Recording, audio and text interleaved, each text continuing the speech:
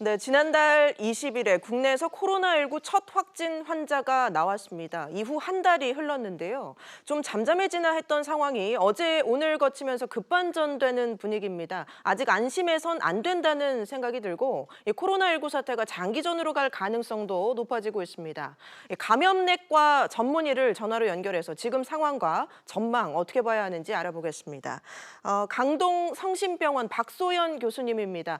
교수님 연결돼 있으신지요? 예, 안녕하세요. 저 강동성심병원 감염내과 박소연입니다. 예, 먼저 조금 전에 이제 속보 자막이 나갔는데 신규 확진 환자가 조금 전에 5명이 추가가 되면서 모두 51명으로 늘었습니다.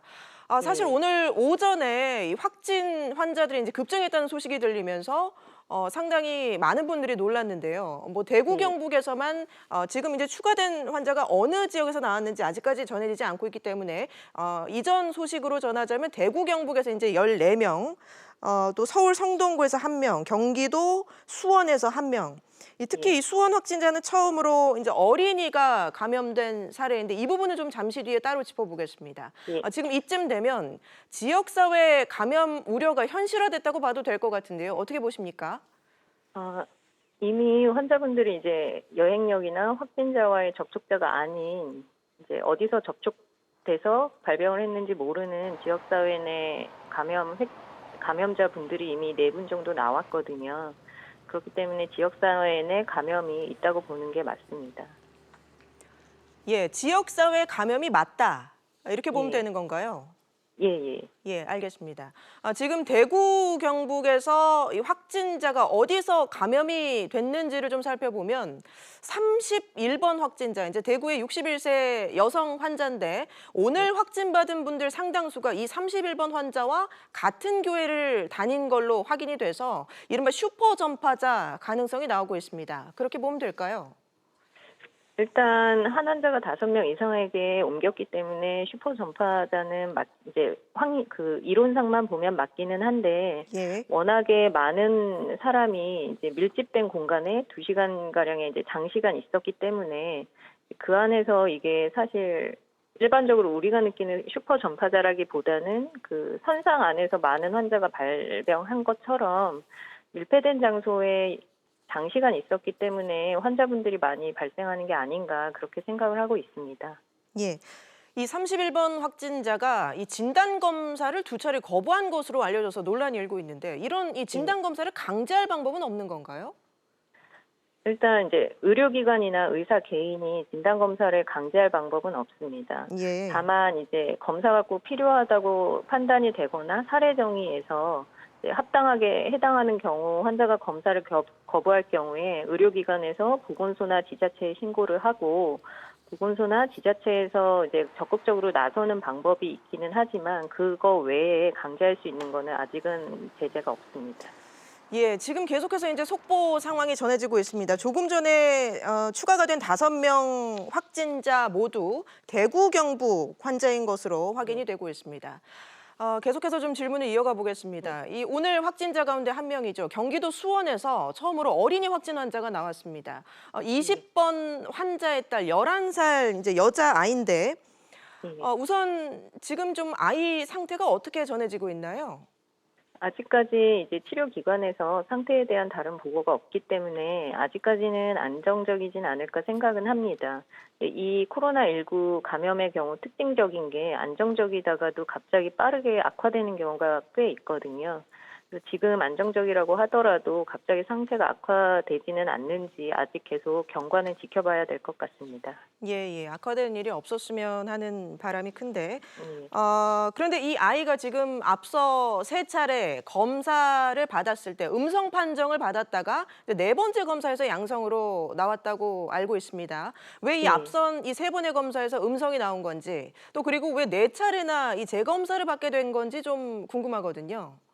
아마 이제 재검사를 계속 하게 된 이유는 아이가 증상이 경미하게라도 계속 있었기 때문에 이제 반복적으로 검사를 한 거고 앞에서 안 나왔던 거는 그때는 이제 바이러스 뽑는 양이 아직 적었기 때문에 이게 위음성일 가능성도 있고 실제 처음에 나타났던 증상이 이제 코로나19가 아니라 단순 감기였을 가능성도 있거든요.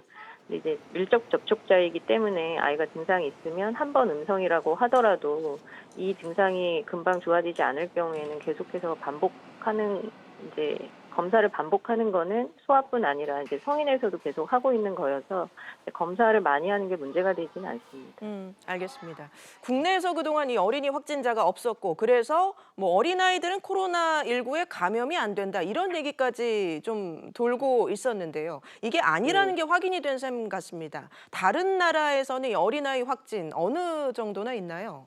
어, 중국의 경우에도 사실 이제 성인하고 소아를 보면 소아의 확진자 수가 성인보다 적은 거는 사실입니다. 근데 이게 아이가 소아들이 잘 감염이 안 되는 건지는 아직은 확실하지 않고요. 일단 성인에 비해서 아이가 확진자에 노출될 환경 자체가 적은 이유가 하나가 있고 소아가 성인에 비해서 증상이 적을 가능성이 있습니다. 그래서 이게 놓쳐지고 그냥 무증상이나 이런 것처럼 경하게 앓고 지나가는 경우가 있어서 이게 확진이 덜 될 가능성도 좀 있습니다. 예, 알겠습니다. 지금 지역사회 감염이 현실화가 됐고 슈퍼 전파자가 나온 상황이어서 이 감염이 네. 전국으로 확산이 되는 것 아니냐 이런 우려도 나온 게 사실입니다. 교수님 생각은 어떠십니까? 일단 이제 오늘부터 해서 대구 경북 지역의 환자분들이 굉장히 많이 나왔는데 되게 이제 확진된 환자분들을 보면 대개는 그 교회에서 접촉을 하신 분들이거든요. 예. 그래서 이게 지금 이제 대구 지역의 지역사회로 퍼진 거는 맞지만 이게 전국으로 퍼질지 아닐지는 아직 확정을 할 수는 없습니다. 다만 서울에서도 29번 환자나 오늘 이제 확진이 된 77세 남자분 같이 감염원이 명확하지 않은 분들이 산발적으로는 발생을 하기 때문에 이에 대해서는 이제 조금 사례 정의를 넓히고 지금 이제 검사를 더 확대하는 방향으로 빨리 조기에 발견하기 위한 방향으로 가고 있거든요. 이 방법 역시 지금 이제 전국으로 더 넓은 지역으로 퍼지는 것을 막기 위한 하나의 방안이어서 일단 이제 질본이나 일선 병원이나 이제 이 확산을 조금 더 막는 데 주력을 해야 될 것 같습니다. 예, 지금 환자가 계속 늘고 있는 상황이어서 이 뭐 진단 키트라든지 치료 시설 같은 이런 여건이 충분한지도 좀 점검을 해봐야 될 것 같은데요. 지금 병원들 상황이 어떤지 또 어떻게 대응을 하고 계십니까?